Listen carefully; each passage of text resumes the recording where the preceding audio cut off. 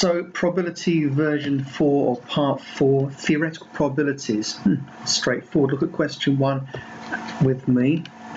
Just refocus that. So we've got a spinner, and we can get a 1 or a 2 or a 3 or a 4 on that spinner, clearly so if you see the question there on your screen. What's the probability of landing on a 3? Well, I can see 1 3 out of 6 sections, so it's 1 out of 6.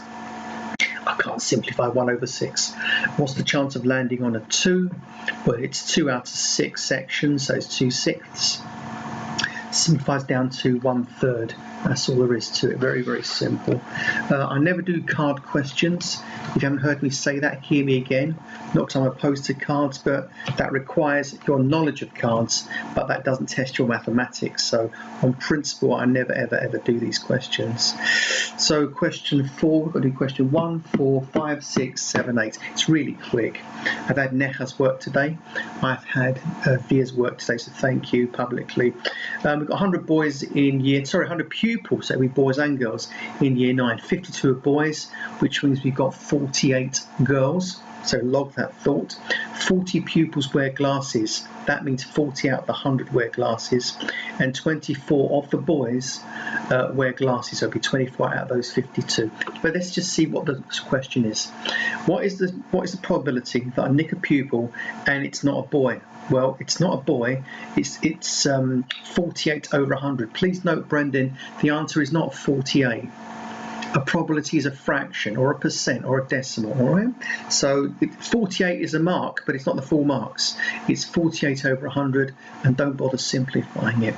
What's the probability that this student does not wear glasses?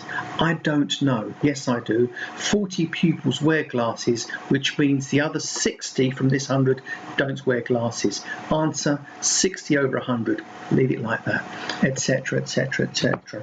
Question 5. 10-sided spinner. I'll have a quick look at that. What does it say? 10-sided fair spinner. Okay, so it's not biased. I've got 3 sides numbered with a 1. So I go 1 1 1, and the other sides are numbered with a 2 or a 3. Okay, let's see. I mean, I'm going to find this quite hard unless I draw a little picture with 10 sides on it. What's the probability of spinning a 1? Well, 3 of them have got a 1 on it. Oh, that's easy. That's 1 out of 10, and they want a fraction. Sorry, 3 out of 10. 3 out of 10. You see my mistake there, Brandon? I saw the 1, and because I'm teaching live, I wrote down 1 out of 10. There are 3 ones on that 10-sided spinner. So that means it's 3 over 10. That's right. What's the probability of spinning? The probability of spinning a 3 is 0.5. How many sides are number 2?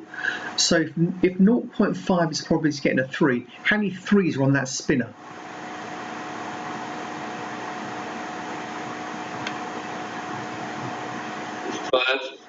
Yeah, half of them will be 3s. So I've got 5 3s, 3 1s.